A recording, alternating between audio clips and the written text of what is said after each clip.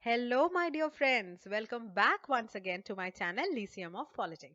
Now, friends, today let's go back once again to the great Greek philosopher Plato and let's discuss his take on education. So, without wasting any more time, let's go back to Plato and discuss his concept of education. So, my friends, I'm not going into any detailed discussion about Plato and his background in this video because I have already posted many videos on him earlier in this channel. So, if you wish to know anything about his background, you can go back to those videos. There, I have given a clear idea about it. In this video, let us concentrate on Plato's take on education.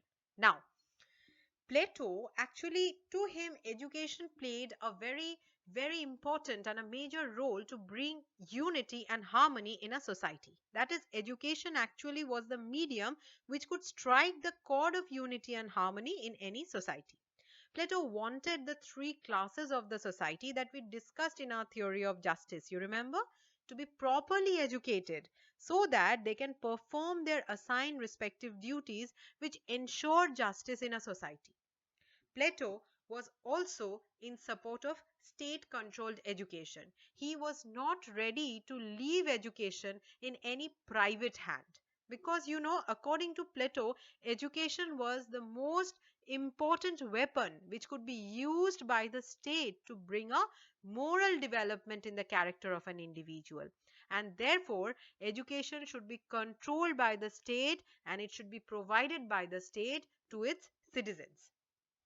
So, the main duty of the state, according to Plato, was to impart knowledge to its people, right? So, as you all know, that Plato believed knowledge to be the virtue. Therefore, he considered that the duty of the state was to promote virtue by imparting knowledge, and knowledge could be only distributed when the state distributes education, because knowledge could be gained only through education. Okay. So, Plato's scheme of education did not exclude women from its purview. What I have told you just now, he had faith on the capability of both men and women, and therefore he spoke for the education of both a boy and a girl in the society. The scheme of education aimed at both moral and physical development of an individual, and that is why, apart from gaining knowledge, he also insisted on military training of the students in the society.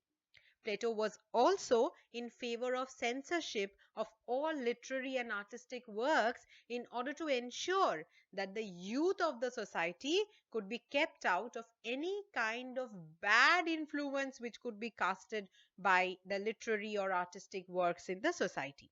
Actually, you should know, my friends, that the main objective behind Plato's scheme of education was to produce philosopher king for the society.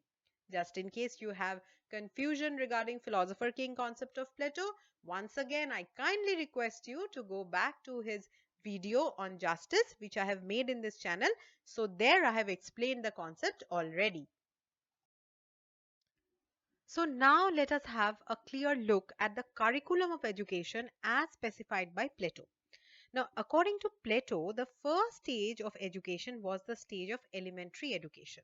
Now, during this stage, the student would get a clear idea about language and also some religious ideas.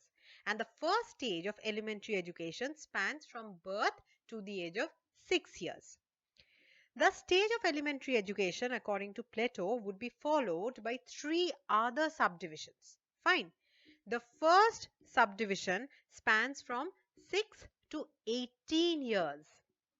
Now, this is a pretty long time, as you can see. Now, during this tenure from 6 to 18 years, Plato said that the student would get an idea about music and gymnastic. Because according to Plato, music helps for the moral development of a student, as well as gymnastic basically helps for the physical development of the student. So, in order to nurture both his moral and physical qualities, it is important that from 6 to 18 years, basic training on music and gymnastic would be imparted by the state. The second subdivision spans from 18 to 20 years of age. Now, during these 2 years, according to Plato, a proper military training would be given to the students. That is, he would be made very, very powerful physically. Followed by it is the third subdivision, which spans from 20 to 30 years of age. Now, during this 20th year, that is the end of military training, according to Plato, an aptitude test of the students would be taken. Okay, and those students who will perform well in both philosophy and also science would be given further education for another 10 years, that is up to 30 years of age. Now, after the completion of the age of 30, another selection test was supposed to be held, which would be followed by a training of another 5 years.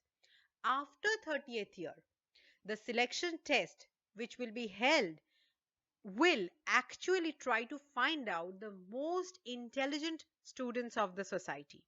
So this stage was basically made for the super intelligent class of the society, who would be imparted a training on dialectics for the next 5 years, because dialectics, according to Plato, as you all know, was the basic system of knowledge.